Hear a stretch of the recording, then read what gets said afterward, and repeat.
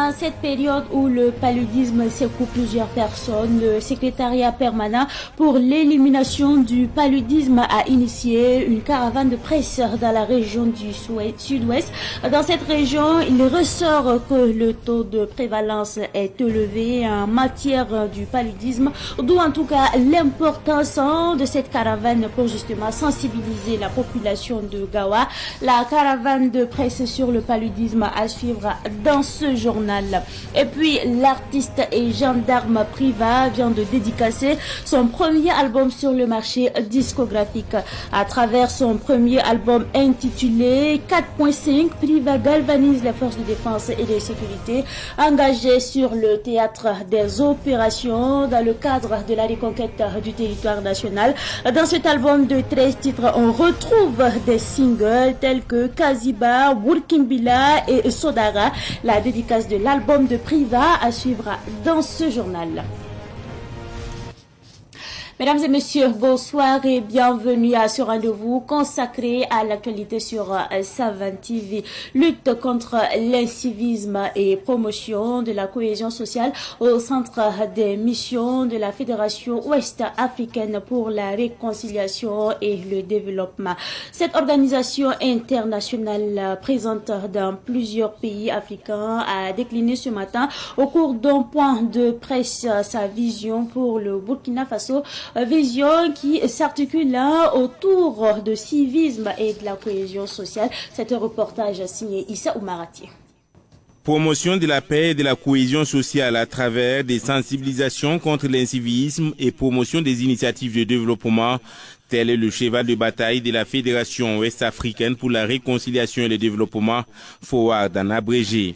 FOAD est une organisation internationale nouvellement installée au Burkina pour, selon ses premiers responsables, accompagner les autorités burkinabées à lutter spécifiquement contre l'incivisme et l'insécurité qui, disent-ils, constituent à ce jour les talons d'Achille du pays et qui empêchent son développement. La nouvelle née des organisations joue aussi la carte de la cohésion sociale entre les différentes communautés. Notre mission a effectivement fait ressortir les problèmes ici au Burkina Faso. Nous sommes dans plusieurs pays, mais ici, nous avons effectué une mission qui a fait ressortir les problèmes. Les problèmes de méfiance, les problèmes de l'incivisme, les problèmes aussi d'organisation de la cohésion sociale et de l'impact, le faible impact de l'action sociale et humanitaire pour les plus nécessiteux ici au Burkina Faso. Il y a 3 programmes. Le premier programme, c'est le programme de sensibilisation et de formation sur la cohésion sociale ici au Burkina Faso. Il y a aussi le programme d'organisation de l'action sociale et humanitaire au Burkina Faso, en collaboration avec les ministères concernés. Et le troisième programme, c'est le programme de médiation et de facilitation de la paix dans notre sous-région ouest-africaine. Pour atteindre ces objectifs, la Fédération ouest-africaine pour la réconciliation et le développement mise tout d'abord sur les mairies de la ville de Ouagadougou et environnants et aussi sur les leaders religieux, coutumiers et administratifs. Nous sommes écoutés par les autorités notamment. Comme on a dit, on a rencontré la plupart des ministères concernés ici. On a rencontré les chefs coutumiers, le Moro Naba, avec tous ses ministres qui nous ont bien écoutés, nous ont donné des conseils sur le terrain. On a rencontré aussi la communauté musulmane conduite par M. Kouanda, que vous connaissez au Burkina. Il y a aussi les chrétiens. On a rencontré l'évêque. Donc toutes ces personnes ressources et ces structures ont donné leur accord pour un partenariat pour qu'on puisse faciliter notre travail ici au Burkina Faso. Les représentants de la FOAD dans plusieurs communes urbaines et rurales ont reçu leur mandat et vont désormais passer les messages de paix et de cohésion sociale. La Fédération ouest-africaine pour la réconciliation et le développement a son siège principal à Abidjan en Côte d'Ivoire et est créée en 2013. Santé, on en parle également dans l'actualité de ce 13 septembre 2024. Des agents de santé s'approprient la nouvelle stratégie sur la santé communautaire, une nouvelle stratégie adoptée pour l'atteinte des objectifs de la santé universelle. L'atelier de dissémination a été ouvert ce matin à la direction régionale de la santé du centre en présence de notre reporter Germaine Farama. Ces acteurs de la santé de la région du centre découvrent à travers cet atelier la nouvelle stratégie sur la santé communautaire. Une nouvelle stratégie adoptée par le ministère en charge de la santé qui prend en compte les populations dans le diagnostic, la planification et la promotion de la santé communautaire. On ne peut pas développer la santé communautaire sans la population elle-même. C'est elle qui doit savoir quels sont ses problèmes de santé. C'est elle qui doit savoir quels sont les moyens par lesquels elle peut résoudre ces problèmes de santé. Et les techniciens que nous sommes accompagnent pour que nous puissions implémenter ce qu'ils ont comme vision, comme perspective, comme compréhension. Souvent, nous pensons que la population n'est pas à un niveau de comprendre ce qui peut être favorable pour leur santé, mais ce n'est pas vrai. La population connaît beaucoup de choses et si on les implique, on arrive probablement à résoudre ces problèmes. Cette nouvelle stratégie sur la santé communautaire qui s'étend sur 5 ans, de 2024 à 2028, vise la santé universelle. Cette stratégie va nous permettre en fait, de renforcer nos prestations et nos soins au niveau de la communauté et ça va accélérer aussi vers une couverture sanitaire universelle, ce qui permettra en fait vraiment d'atteindre nos objectifs parce que cette stratégie tient beaucoup pour le ministère de la Santé parce que la santé communautaire occupe une place primordiale dans notre système de santé. Les acteurs conviés à cet atelier d'appropriation de la nouvelle stratégie sur la santé communautaire sont des acteurs de mise en œuvre. Il s'agit d'agents de santé, de leaders religieux, des représentants d'associations de femmes et de responsables des différentes collectivités de la région du centre.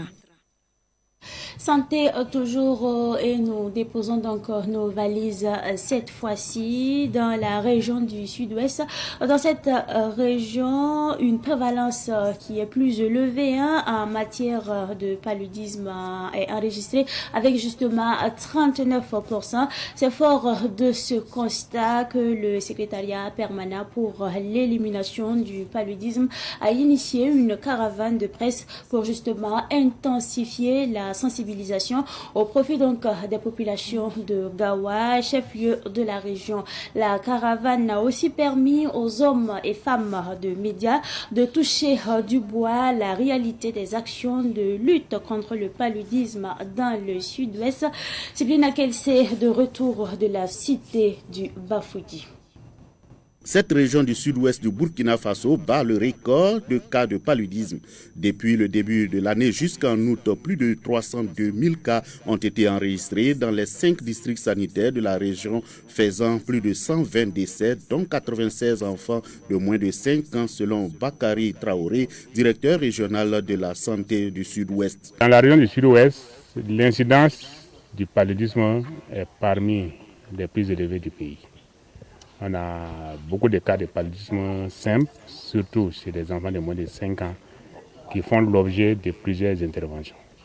C'est-à-dire, malgré les interventions comme la chimio-prévention du paludisme saisonnier et la vaccination contre le paludisme, qui est en cours depuis le mois de février, le nombre de cas de paludisme ne diminue pas dans la région. Pour lui, cela s'explique par le non-respect de consignes et la non-prise de médicaments contre le paludisme distribués surtout lors des campagnes de la chimio-prévention du palud saisonnier.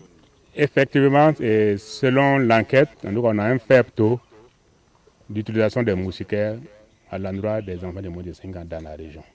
Maintenant, les causes peuvent être multiples, peuvent être soit communautaires, c'est-à-dire les croyances. Maintenant, il faut encore d'autres études plus poussées pour chercher à comprendre. Sinon, en ce qui concerne la disponibilité des moustiquaires, je crois que les moustiquaires sont disponibles. Après la présentation de la situation du paludisme par le directeur régional de la santé du Sud-Ouest, nous avons visité 3 formations sanitaires. D'abord, le centre de santé et de promotion sociale de Tonka. Ici, l'infirmier chef de poste Ilyassa Sawadogo précise que la prise en charge des cas de palu se passe très bien. Au niveau du CSP de Tonka, la prise en charge se passe très bien. Les consultations sont faites tous les jours. Quand ils arrivent, et après l'interrogatoire, on fait le test de diagnostic rapide. C'est le seul examen à notre niveau qui permet de confirmer le paludisme. Pour lui, actuellement, l'affluence est maîtrisée grâce à la campagne de chimioprévention du paludisme saisonnier chez les enfants de moins de 5 ans. Par exemple, en période de pic, on constate que les chiffres sont élevés. Bon, heureusement, comme il y a les campagnes CPS, qui est couplé aux destructions des gîtes larvaires et puis aussi au dépistage de la malnutrition, ça permet de réduire considérablement le nombre de cas. Ilyassa Sawadogo ajoute qu'il n'y a presque pas de cas chez les femmes enceintes, cela pour les raisons suivantes.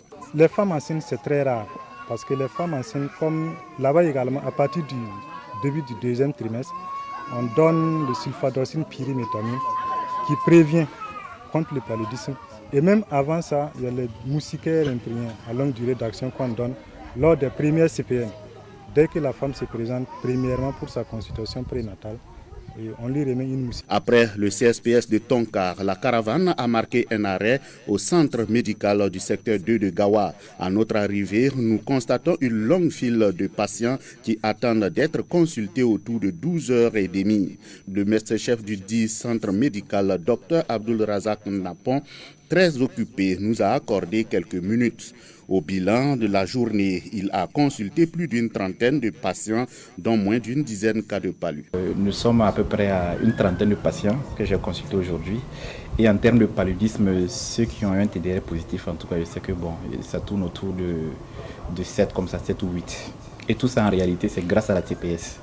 La caravane s'est ensuite dirigée au centre médical urbain de Gawa où nous avons échangé avec une patiente alitée. Je suis arrivée, ils m'ont bien accueilli, ils m'ont pris en charge, ils ont fait des examens et le diagnostic a confirmé que c'est pas lui. Ils ont fait le traitement. Aujourd'hui, Dieu merci, ça va. Pourtant, on peut éviter le paludisme en dormant sous une moustiquaire imprégnée, en nettoyant le cadre de vie et en détruisant les gîtes larvaires autour des concessions. Dans ce sens, les caravaniers ont visité des familles modernes qui ont assaini leur milieu de vie. Il s'agit des familles Palais et Palinfo, habitant toutes au secteur 4 de Gawa. Pour elles, depuis le début de l'année, aucun membre de leur famille n'a contracté le palu. En tout cas, ça m'a beaucoup plu. J'étais très contente pour pouvoir arranger mon coin, pour éviter les palus pour la famille. En tout cas, j'essaie vraiment d'arranger tous les coins, les eaux souhaitées, parce que c'est dans cette eau que les moustiques peuvent vraiment sortir. Même si c'est moment de saison pluvieuse ou bien saison sèche, nous sommes toujours dans les moustiquaires. Après les familles modernes, nous avons visité d'autres familles qui ne respectent pas les mesures de lutte contre le paludisme. Dans ces familles, les agents de santé et le personnel du secrétariat permanent pour l'élimination du paludisme ont sensibilisé. La sensibilisation s'est poursuivie avec une animation grand public à travers les artères de la ville de Gawa. Après 48 heures d'activité de sensibilisation à Gawa, tous un accoulement de la direction de la communication du SP Palu s'est dit satisfait de la tenue de cette caravane dans la cité du Bafouji. Il revient sur le message phare du SP Palu dans le cadre de l'élimination du paludisme d'ici 2030. Notre message, c'est demander à la population de détruire vraiment les gîtes larvaires dans les concessions, dans les espaces publics, de dormir sous moustiquaires tous les jours, toutes les nuits, de suivre vraiment les médicaments de la CPS, les médicaments qu'on donne chaque mois aux enfants de moins de 5 ans. Et également la vaccination, d'amener les enfants de 5 mois dans les centres de santé pour les faire vacciner. Également les femmes enceintes, ils n'ont qu'à prendre les médicaments chaque mois lors de leur PG contre le paludisme. Le directeur régional de la santé du Sud-Ouest, Dr Bakary Traoré, a insisté sur les mesures de prévention pour éliminer le paludisme qui fait beaucoup de dégâts dans les 5 districts sanitaires de la région du Sud-Ouest que sont Batié, Dano, Djeboubou, Gawa et Kamti. En attendant, il faut que les actions communautaires soient menées, surtout l'assainissement des lieux publics et des cadres de vie, doublé d'un changement de comportement des populations. Cela pourrait réduire les cas de paludisme au sein de la communauté en vue d'apporter la quiétude aux familles. Après donc la cité du Bafoudy, retour à Ouagadougou pour parler du beurre de qualité. Le prix du beurre de qualité qui est en hausse sur le marché, une augmentation due à la faible production de qualité et aussi à l'inaccessibilité de certaines zones du Burkina Faso. Ce manque de beurre de qualité constitue une entrave aux activités du laboratoire Odis Cosmétique qui évolue justement dans la transformation du beurre de qualité en produit cosmétique. Explication avec notre reporter. Il s'agit là de Ahmed Joël Kompaori.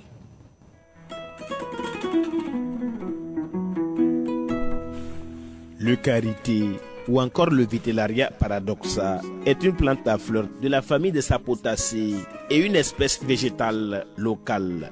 Les amandes de cet arbre fruitier sont utilisées pour la fabrication du beurre de karité. Le laboratoire Odis Cosmétique transforme ce beurre de karité en des produits dérivés comme du savon et des produits cosmétiques. Tout ce que nous faisons ici, la matière de base, c'est le beurre de karité.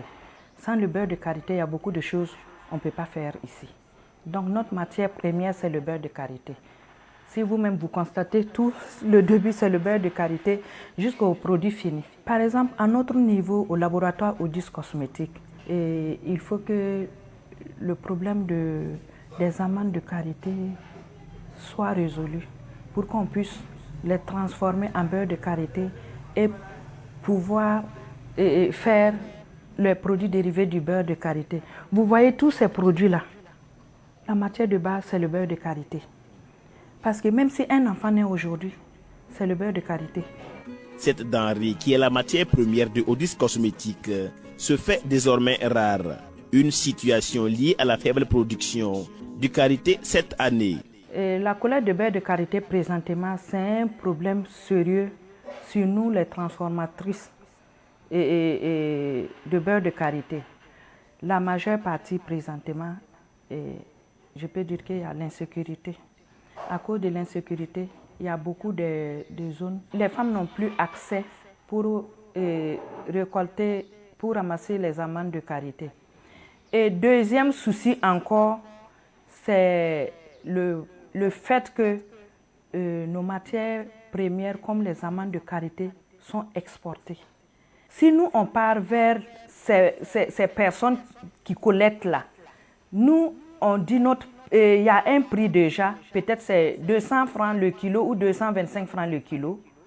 Il y a quelqu'un qui peut venir comme ça et on peut financer la personne, les gens de l'extérieur, et la personne va venir voir ces femmes-là, dire qu'on va payer le kilo à 300 ou à 350. Donc les femmes-là ne vont pas voir 350 à 200 ou 225 là, accepter nous donner les amendes de karité là. Donc ça fait un grand souci aujourd'hui dans le beurre de karité qu'on n'arrive même plus à avoir le beurre de karité. Je pense que si ça continue comme ça, il y a beaucoup d'entreprises qui vont se fermer. Or que dans ça, là, personne ne gagne. C'est un problème aujourd'hui qui touche tout le monde au Burkina Faso. Face à ces difficultés, la plateforme Table Filière Karité est interpellée. Le message que nous on a vraiment à transmettre au niveau du gouvernement, déjà nous on a une plateforme, la Table Filière Karité. Donc souvent s'il y a des problèmes comme ça, on renvoie le problème à nos supérieurs de la Table Filière Karité et eux ils vont transmettre maintenant le message acquis des droits. Voilà. Et c'est cette démarche-là même qu'on a déjà commencé et je pense que le message va y arriver. Le Burkina Faso est le 3e pays producteur mondial de karité après le Mali et le Nigeria. Odette Zouré propose donc des solutions pour empêcher la disparition de cette plante. Moi, je pense que la solution, c'est vraiment de veiller à protéger les arbres de karité et à beaucoup planter les arbres de karité et mettre dans la main à lutter maintenant pour que tous les zones qui sont déplacées, qu'ils repartent dans leur village pour qu'ensemble on puisse travailler. Sinon, c'est compliqué. Le laboratoire Odis Cosmétiques est dans la transformation du beurre de karité depuis plus de 10 ans. Il transforme en moyenne 20 tonnes de karité par an. L'actualité de ce soir est également marquée par le festival Bayir Bumbu, festival qui se tiendra du 27 au 29 septembre prochain. C'est un festival qui met donc en lumière la parenté à plaisanterie. C'est une initiative de la Nouvelle Vision, ESAF, en collaboration avec plusieurs associations. La conférence de presse pour annoncer le festival a eu lieu hier à Ouagadougou en présence de notre reporter Le festival Bayir Bumbu est un festival qui vise à promouvoir et valoriser la parenté à plaisanterie. Cette première édition, qui s'étendra sur 3 jours, permettra à la nouvelle génération de connaître la parenté à plaisanterie, notamment entre Yadse et Gourmanché, entre Samo et Mossé. Bayir Bumbu est un événement qui vise à valoriser l'alliance à la parenté à plaisanterie par la cohésion sociale et le bon vivre d'ensemble au Burkina Faso. La particularité de notre festival, Bayir Bumbu valorise l'alliance à la parenté à plaisanterie parce que nous avons vu qu'au sein de la jeunesse, ils n'en savent pas ce qu'est le réel créneau qui est là pour parler de l'alliance à la parenté à plaisanterie. Nous avons fait notre sondage sur 80% de la jeunesse. Ils connaissent, mais l'originalité réelle de la chose, ils n'en connaissent pas. Donc, nous allons aller dans ce sens beaucoup, promouvoir à sensibiliser la jeunesse, parce que c'est un socle qui est lié à nos ancêtres depuis fort longtemps, qui montre aussi la paix, vise à la paix toujours et la cohésion sociale. Pour cette première édition, le festival Bayir Bumbu se limite à la parenté à plaisanterie entre 3 communautés. Oui, nous avons vu qu'au Burkina Faso, il existe plusieurs multitudes ethniques et nous ne pourrons pas célébrer, nous ne pourrons pas aussi sensibiliser tout le Burkina Faso en 3 jours. C'est pour cela que nous sommes focalisés sur ces 3 communautés, notamment les Yadse, les Gourmantiers et les San. Et devant-elles à venir, d'autres ethnies seront à l'honneur.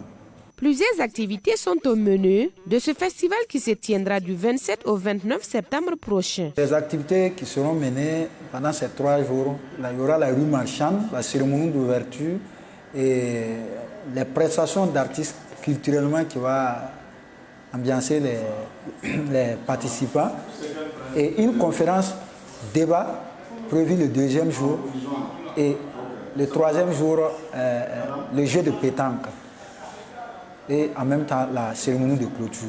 C'est sous le thème « Alliance, la parenté à plaisanterie, un socle harmonieux pour le bon vivre ensemble » que se tient la première édition du festival Bayir Bumbu au sein de l'école Goungé Nord.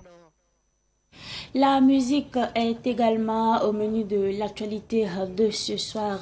L'artiste et gendarme privat à l'état civil Mardoché, Privayat Siogo, ouvre un nouveau champ de bataille avec son tout premier album dénommé 4.5. La 4.5 est un chapelet de 13 titres dont 3 remixes en coloration variée. L'album a été donc présenté hier à la presse. Retour justement sur cette dédicace avec nos reporters. Il s'agit là de Salif Sanouidi et Rose Ouetraogo.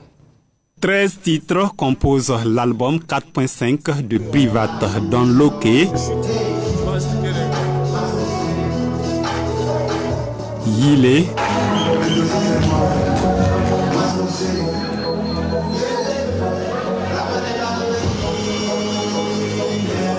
entre autres.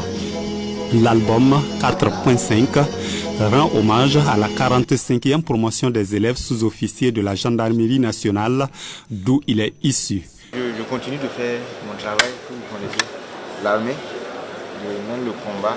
Et quand j'ai un peu de temps, comme actuellement, je suis en détente, voilà, je profite pour faire de la musique. C'est tout simplement ça. Vous avez vu la réaction du public, elle était vraiment réceptive. Voilà, je sens que les mélodies les ont touchées. Et maintenant, dans le futur, c'est le message maintenant de différentes chansons. On va voir si la population va vraiment l'apprécier et l'adopter. Le message en tout, c'est déjà un message de reconnaissance au Tout-Puissant, un message de révolte en tant qu'être noir, voilà, d'une certaine sorte de révolte, reconnaître enfin nos origines, accepter qui on est et qui on doit être. L'artiste chanteur Mardoché Privat Yad Siogo, dit Privat, est maréchal des logis-chefs de gendarmerie. Il a fait un featuring avec des grands artistes de renom comme Smarty, Sofiano et Kayaoto.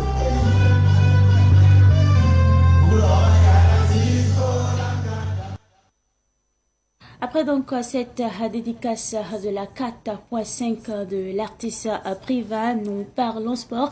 Nous parlons justement de la promotion maître d'éducation physique et sportive 2021-2024 qui a marqué une halte le samedi dernier pour justement faire le bilan et voir les perspectives de 20 ans d'activité. Plusieurs activités étaient donc au menu de cette célébration. Les précisions avec Ruben Wilson Okodio. Ils étaient une vingtaine de maîtres d'éducation physique et sportive promotion 2001-2004 qui se retrouvent sur ce plateau de volleyball pour communier et se rappeler du bon vieux temps. Pour cette promotion, vraiment, on va retenir une bonne et riche carrière parce que quand on fait le point, on voit que nous avons pu, parmi nous, des gens qui occupent des fonctions au niveau de l'administration, d'autres c'est au niveau des structures sportives, d'autres sont des entraîneurs de haut niveau et donc je peux dire que d'ici des 20 ans, beaucoup sont encore toujours sur les rangs des études aussi, donc je pense qu'il y a un bilan satisfaisant. Herman Zengim Yabré, agent au ministère en charge des sports, connaît bien cette promotion. D'abord il faut féliciter cette promotion 2001-2004 qui, après 20 ans de carrière, ont décidé de se retrouver pour communier grâce à leur esprit de solidarité, d'entraide. Ce sont des cadres de l'administration publique qui ont contribué avec efficacité et efficience dans la formation, dans l'éducation, dans l'administration publique, parce que nous avons parmi eux des gens qui ont occupé des hautes fonctions au niveau de notre administration. C'est un grand plaisir pour nous de communier avec eux parce que c'est une promotion que je connais très bien. Parce qu'en 2001-2004, nous étions là également pour le professorat adjoint et j'étais leur délégué général. C'est des gens très engagés, très dynamiques, qui font notre fierté aujourd'hui. Et tout le plaisir est pour nous d'être à leur côté pour les accompagner pour la réussite de leur carrière. Quelques professeurs qui avaient encadré cette promotion étaient présents pour témoigner leur satisfaction à l'endroit de leurs anciens élèves. Une promotion très très dynamique, bien engagée. Dans tous les sports, ils étaient assez forts. Quand on fait les tournois inter-classe, inter-promotion, ils remportaient tout. Ils montrent quand même qu'ils ont retenu tout ce qu'on leur a montré comme pédagogie et tout ce qui est bien pour l'enseignement et pour l'encadrement technique des jeunes. Les jeunes promotions à venir, c'est essayer d'emboîter le pas de cette promotion, rester soudés. Cette célébration de 20 ans au service de l'État a été marquée par un match de volleyball, des jeux de société et une plantation d'arbres.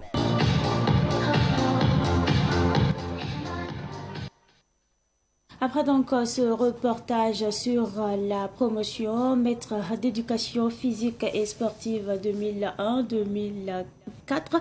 Nous parlons de la 3e édition du camp vacances foot initié par le président de Zaktuli Football Club qui a clos justement ses activités le week-end écoulé. Elle a enregistré la participation de 217 enfants qui, au cours de 2 mois, ont appris les b.a.-ba du football. Les enfants ont démontré leur savoir-faire en présence du parrain du camp, de leurs parents et du chef de Zaktuli. C'est un reportage signé Siblina Kilsi. Le président de l'équipe de Zaktuli Football Club a encore occupé les enfants pendant ses vacances. Bourema Kaboré a permis à 217 enfants de 6 à 17 ans d'apprendre les techniques du football. Pour lui, c'est une façon d'amener les enfants à s'intéresser à cette discipline sportive qui crée aujourd'hui des métiers entiers. Point de vue partagé par le parrain maître Lassane Pierre Yadogo. Pour lui, ce camp vacances foot éduque aussi les enfants. Il faut montrer aux enfants que le football aujourd'hui est quelque chose de professionnel dans lequel ils peuvent inscrire leur avenir. Et donc, il n'y a pas que les emplois dans les bureaux et autres qui garantissent à quelqu'un un avenir, mais il y a également que le football. Et donc, dès le jeune âge, il faut initier les enfants au football de haut niveau. En plus, pendant les vacances, il essaie d'occuper utilement les enfants pour ne pas les laisser dans la rue, ne pas les laisser dans la mauvaise compagnie. Donc, le camp qui s'est organisé ici, il essaie agir de leur donner de l'éducation, de l'encadrement et leur comprendre que la vie est disciplinée. Et donc, ce sont des éléments importants que nous saluons et c'est la raison pour laquelle, en tout cas, nous saluons à sa juste valeur le travail qui se fait ici. Le chef des Zaktuli Nabakango s'est réjoui de la mobilisation des enfants qui accroît chaque année. Nabakango a pris l'engagement de soutenir le promoteur Bourema Kaboré et son staff technique. Exceptionnellement, on est allé jusqu'à 217 années. Je crois que c'est un honneur pour la zone des Zaktuli. Voilà, parce que les encadreurs ont bien voulu donc prendre les enfants à hauteur de jusqu'à 210. C'est vraiment une belle initiative et nous prions Dieu que les années à venir encore ils puissent donc tenir ce pari-là, à savoir encadrer les enfants, les accompagner pour qu'ils jouissent pleinement donc des vacances qui leur ont été données. En tout cas, c'est très bien et nous, en tant que coutumiers, nous les accompagnons donc dans cette initiative et nous prions Dieu que les années à venir ça puisse se perpétuer dans le temps. Les enfants de moins de 10 ans ont appris le jeu à format réduit à 5 contre 5, les moins de 14 ans, les jeux réduits à 7 contre 7 et les moins de 17 ans ont appris les jeux grand format à 11 contre 11. Signalons que Zaktuli Football Club va présenter cette année une équipe pour le championnat de 3e division. Réjouissez-vous s'il y a des personnes qui parlent à chaque fois de vous, qui vous critiquent. Cela voudrait dire tout simplement que vous avez de la valeur. Oui, il s'agit des personnes qui n'ont rien à dire sur leur vie, mais connaissent votre vie de A à Z. Souriez et avancez dans la vie. Réjouissez-vous car vous êtes largement supérieur à ces personnes. C'est tout pour cette édition du soir que j'ai pris en tout cas du plaisir à vous présenter. Merci à vous pour votre constante fidélité. Excellent sur le programme accompagné bien sûr des programmes de Savane TV.